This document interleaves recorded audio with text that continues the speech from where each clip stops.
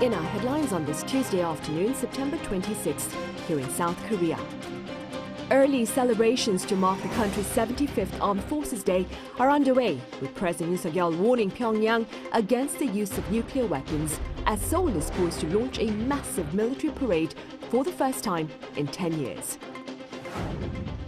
And also in capital Seoul, senior diplomats from South Korea, Japan and China are addressing prospects of a resumption in trilateral summit talks, with officials here seeking for the summit to take place within this year. Meanwhile, at the Asian Games over in Hangzhou, Team Korea garners a total of 10 gold medals to maintain its second place standing on the medal table behind the host, China. North Korea's use of nuclear weapons will lead to its demise amid an overwhelming response from the South Korea-US alliance. Now, this pledge by President Yoon Suk-yeol was made earlier on this Tuesday to mark the country's 75th Armed Forces Day this coming Sunday, that is October 1st. The celebration this year includes the first massive military parade in a decade and takes place early, as Korea's Chuseok holiday begins on Thursday for an extended holiday until early next week. Highlighting yet again the existential threat of North Korea's nuclear weapons ambitions to South Korea and to the broader stability of world peace, President Yoon pledged swift measures against any act of provocation by Pyongyang. He also went on to assert that nuclear weapons will fail to guarantee North Korea's security. And as mentioned earlier, a massive military parade has been scheduled for the first time in 10 years to commemorate the country's 75th Armed Forces Day. According to Seoul's Defense Ministry, the parade will take place downtown Seoul along Sejongdaero starting at 4 p.m. Officials add this year's show of strength will be larger in scale and more advanced in technology compared to that held in the year 2013. South Korea's military parades to mark Armed Forces Day take place every 5 years, but back in 2018, the event was downsized amid efforts to advance ties with North Korea. Over in the U.S., Washington's top diplomat has applauded the advances in the alliance between South Korea and the U.S. over the past 70 years, adding that their initial interest in security has thus expanded into a partnership in, quote, all aspects. Our Lee reports. U.S. Secretary of State Antony Blinken has once again highlighted the ironclad alliance between South Korea and the U.S. Speaking during the 8th Annual South Korea-U.S. Strategic Forum, co-hosted by the Center for Strategic and International Studies and the Korea Foundation on Monday in Washington, Blinken analyzed that the allies have been strengthening all aspects of their partnership, including security, trade, and economic dimensions. The top U.S. diplomat also noted that South Korea and the U.S. will soon celebrate 70 years since the signing of a mutual defense treaty, and that such cooperation has helped the alliance to grow even more in the spirit of 같이 갑시다, or let's go together. Ever since, our alliance has been fortified by our enduring cooperation, by the shared spirit of 같이 갑시다. 70 years of relationship that has grown from a key security alliance into a vital global partnership. He also took time to mention the enhanced trilateral cooperation with Japan, including the Camp David summit between the leaders of South Korea, the U.S., and Japan. Meanwhile, Blinken also discussed the threats posed by a potential North Korea-Russia military cooperation. He stressed that North Korea's threats to broader security were demonstrated clearly by Kim Jong-un's visit to Russia this month. He added that Pyongyang is looking to strengthen and advance its own missile programs by working hand-in-hand with Russia and threatening global peace and security. Monday's forum was held to discuss the 70th anniversary of the signing of the Mutual Defense Treaty between South Korea and the United States on October 1st and the alliance's future over the next 7 decades. Lee, Arirang News. President Yoon Suk-yeol and First Lady Kim Gun-hee will make a state visit to the UK in November upon the invitation of King Charles III. Now, this visit marks the 140th anniversary of diplomatic ties between Korea and the UK and will be President Yoon's first trip there since the King's coronation. His previous visit to London took place last September for the funeral of Queen Elizabeth II. Senior diplomats from South Korea, Japan and China sat down here in Seoul on this Tuesday to address the resumption of trilateral summit talks. Deputy Foreign Minister Chung Byung-won met with Tokyo's Senior Deputy Minister for Foreign Affairs Takehiro Funakoshi and Beijing's Assistant Minister for Foreign Affairs Yoon. Seoul is hoping to host a three-way summit within this year. The last such summit took place in December 2019 over in Beijing. Also, on the diplomatic front, Moscow's top diplomat is poised to visit Pyongyang in October amid prospects of yet another summit between Kim Jong-un and Vladimir Putin, this time in North Korea. Our Choi Min-jung reports. Russia's Foreign Minister Sergei Lavrov has announced plans to visit North Korea next month. Speaking to reporters after delivering a speech at the UN General Assembly on Saturday, Lavrov said his visit comes following the recent summit between North Korean leader Kim Jong-un and Russian President Vladimir Putin. This will mark Lavrov's first visit to North Korea in over 5 years. In accordance with the agreements reached between Kim Jong-un and Putin, we will carry out negotiations in Pyongyang, which may indeed take place next month. Lavrov is likely to discuss Putin's anticipated visit to Pyongyang during the talks with his North Korean counterparts. During the summit between the two leaders earlier this month, Putin accepted Kim's invitation to visit North Korea. Kim Jong-un invited Putin to visit North Korea. Putin gratefully accepted this invitation. All further coordination will continue through diplomatic channels. Russia's closer relations with North Korea coincide with its growing intimacy with China. Last week, Putin accepted an invitation to China for October to meet with his Chinese counterpart, Xi Jinping. One expert hinted at a stronger trilateral cooperation between Pyongyang, Beijing, and Moscow. North Korea and Russia are likely to get closer. With strengthening North Korea-Russia relations, it seems relatively unlikely that China will break away from the trilateral alliance. Pundits are also anticipating a possible trilateral summit between the three following Putin's visit to China and North Korea. Choi Min-jung, Arirang News. And starting this past Monday across the border, North Korea opened its doors to foreign travelers, but they are required to undergo 2 days of quarantine upon arrival. Our Shin Ha-young has more. North Korea's borders are now fully reopened, some 3 years and 8 months since the regime was completely sealed off due to the COVID-19 outbreak. According to Chinese state media outlet CCTV, starting Monday, North Korea has started allowing entry for foreigners. Without specifying the source of the announcement, CCTV reported that authorities in Pyongyang lifted the border closure with the requirement of a 2-day quarantine period upon arrival. The regime has shown movement towards opening its borders for the past few months. In July, it allowed the entry of delegations from China and Russia and also allowed its citizens living abroad to return home last month in an easing of antivirus measures and border controls. Plans to reopen were also evident in terms of policymaking. Last month, North Korea adopted a new law to revitalize its tourism industry. It addresses issues including expanding both domestic and international tourism and ensuring convenience for tourists. Also, earlier this month, North Korea's leader Kim Jong-un traveled to Russia for a summit with President Vladimir Putin, and North Korean athletes who are participating at the Hangzhou Asian Games have traveled to China. Regarding the reopening of North Korea's borders, during its briefing on Monday, the U.S. Department of State reaffirmed its commitment to diplomacy with the regime, stating that the Biden administration has consistently welcomed and been open to dialogue with North Korea, which Pyongyang has rejected.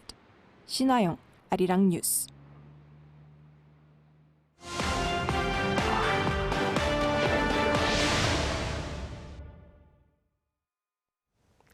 Team Korea is holding on to its second place on the medal table at the Asian Games. Our Matthew Ashley has the latest.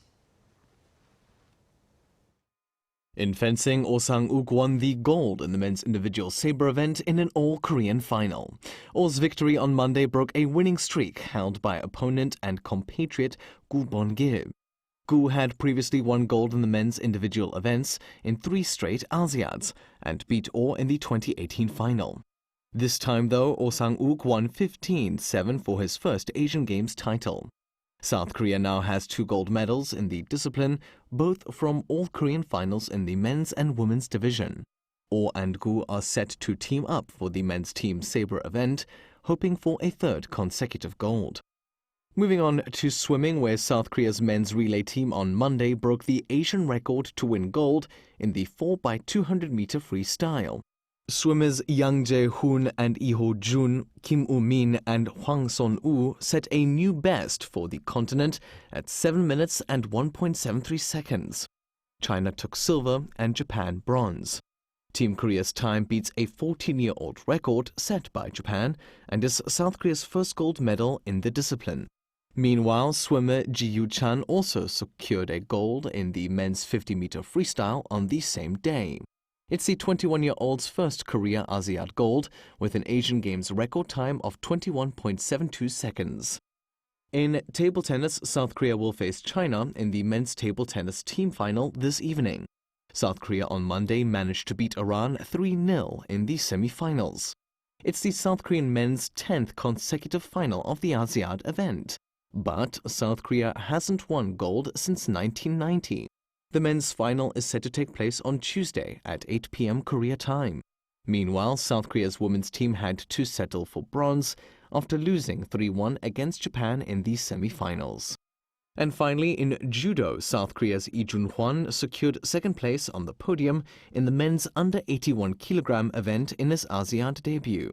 In a closely fought match-up, the 21-year-old narrowly missed out on the gold to Tajikistan's Somon Makhmabedkov.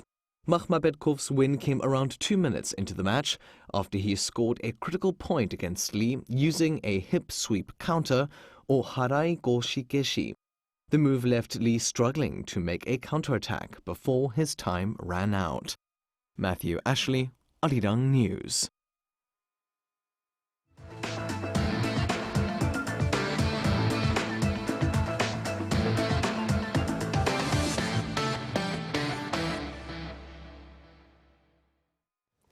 At the White House this past Monday, U.S. President Joe Biden played host to leaders from the 18-member Pacific Island Forum as Washington seeks to strengthen its engagement with the region amid concerns over Beijing's ambitions there. Our Ejem reports.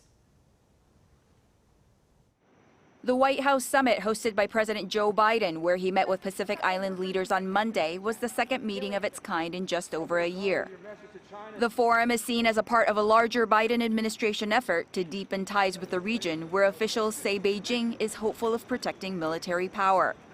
Before welcoming the 18 leaders and representatives, Biden announced U.S. diplomatic recognition of 2 more Pacific Island nations, the Cook Islands and Niue, highlighting that recognizing them as sovereign and independent states would enable expansion for a stronger partnership. During the welcoming ceremony, Biden emphasized that the U.S. is committed to ensuring a free, open, prosperous, and secure Indo-Pacific region. He also pledged to work with U.S. Congress to provide $200 million more in funding for the region. The funds would be used for projects aimed at resolving issues, including climate change, economic growth, public health, and countering illegal fishing. However, Washington appears to have made no progress over offers of substantial infrastructure funding to the Solomon Islands, whose prime minister has deepened ties with China and did not attend the summit. Also absent was the newly appointed Prime Minister of Vanuatu, who took power just 2 weeks ago following a no-confidence vote against his predecessor for actions including signing a security pact with U.S. ally Australia. China signed a policing agreement with Vanuatu just last month. Speaking at the summit, President Biden invoked America's World War II campaign against Japan in the region and, without naming China, implied that a battle of another kind was now underway. He added that a great deal of history will be written across the Pacific over the coming years, with partnership key to writing that history together. Ejem, Arirang News. Staying on the international front, one of the most powerful ground weapons in U.S. arsenal, the Abrams tanks, have arrived in Ukraine. Accordingly, Ukrainian President Volodymyr Zelensky, in a statement released back on Monday, thanked Washington for abiding by its pledges as Kyiv seeks to reinforce its brigades. This latest arrival of tanks marks the first such batch of the 31 tanks that the U.S. earlier promised to provide. The exact number of the tanks delivered thus far has yet to be disclosed.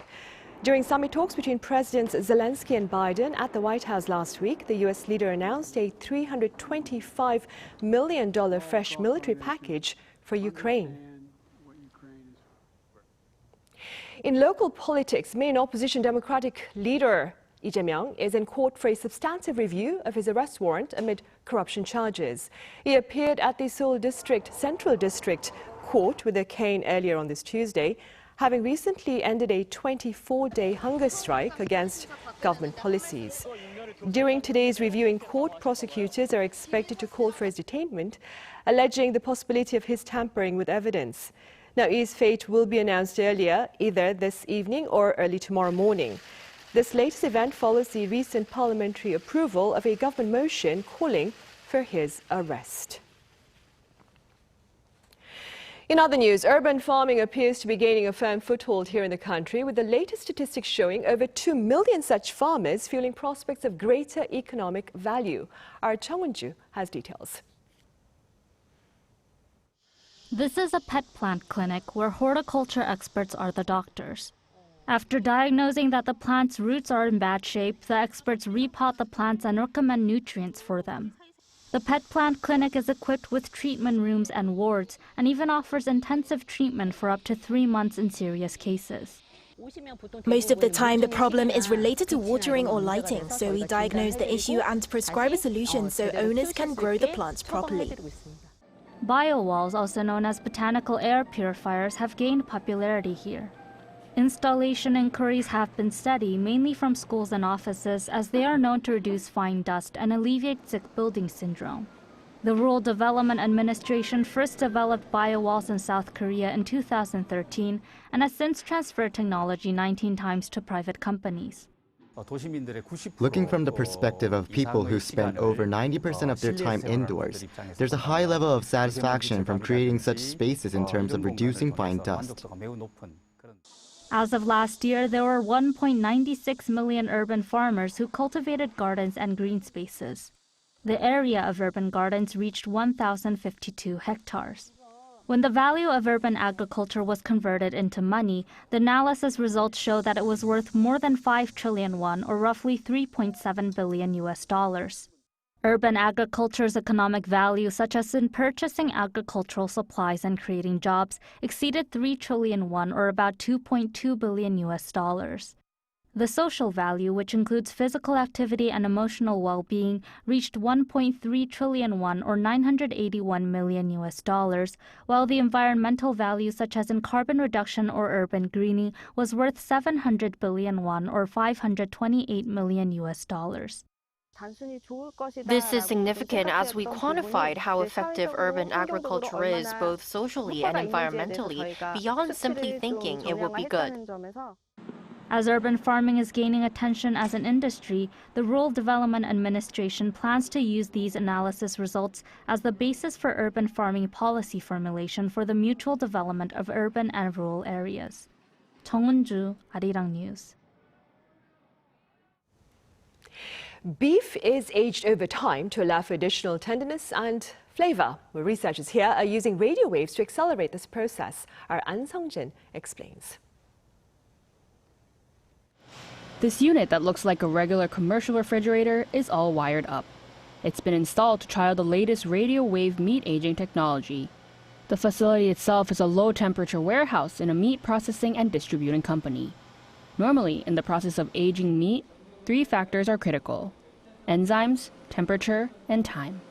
However, the latest technology developed by the Rural Development Administration that uses radio waves has changed the scene. Through rods, radio waves quickly bring the temperature of the meat to the 20 to 40 degrees Celsius range, where the enzyme reaction is most active. Meanwhile, the air inside the refrigerator reaches sub-zero temperatures, which suppresses the growth of microorganisms and allows the surface of the meat to dry quickly. This technology has significantly reduced the duration of the aging process, which normally takes between 2 to 4 weeks to a mere 48 hours. It normally takes 30 to 40, even up to 60 days in order to get this unique cheesy flavor. But using radio waves, it's possible in 1 day. This changes economic feasibility. Radio wave aged meat turned out to be 25% more tender than raw meat, and through the process, the amount of free amino acids, which gives the meat the sweet and rich flavor, increased 1.5 times. On the business front, Yield losses decreased by 15 to 20% more than for regular dry-aged meat, and there was no wasting of the meat's surface layer that hardens in the dry aging process. Because the meat is aged in a very short period, it can maintain high yields and quickly treat raw meat for commercialization. So I think it's a better option for distributors. The Rural Development Administration hopes to revitalize the aged meat industry and further, in partnership with the home appliance company, plans to introduce this new radio wave meat aging technology for commercial use in households. An Sung-jin, Arirang News.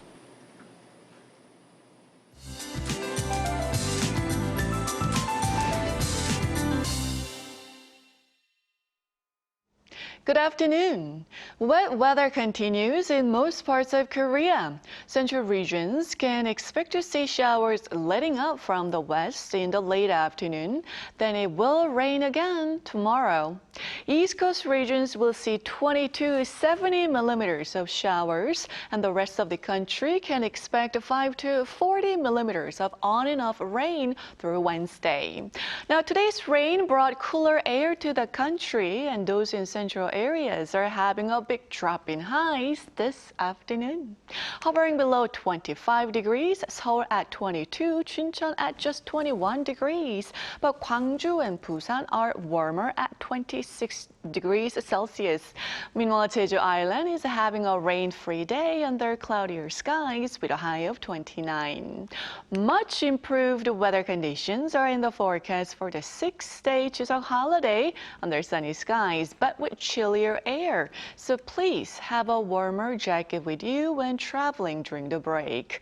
And we are welcoming October with morning temperatures in the low teens. That's Korea for you, and here's a look at the international weather conditions.